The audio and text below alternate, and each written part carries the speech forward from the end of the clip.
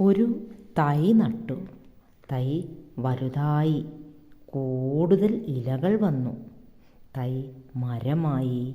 മരത്തിൽ പൂക്കൾ വിരിഞ്ഞു, ഭംഗിയുള്ള പൂക്കൾ. മരത്തിൽ കായ്കൾ വിരിഞ്ഞു, രുചിയുള്ള പഴങ്ങൾ.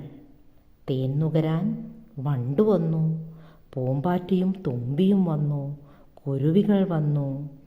കായ്കൾ തിന്നാൻ പക്ഷികൾ വന്നു, പഴങ്ങൾ തിന്നാൻ കുട്ടികൾ വന്നു. മരം തണൽ തന്നു, നല്ല വായു തന്നു. മരം ഇവ മാത്രമാണോ തരുന്നത്? അല്ല അല്ലേ. മരം ശുദ്ധവായു തരുന്നു, മഴ തരുന്നു, വിറക് തരുന്നു, മണ്ണിനെ വളക്കൂറുള്ളതാക്കുന്നു, മണ്ണൊലിപ്പ് തടയുന്നു. അങ്ങനെ അങ്ങനെ.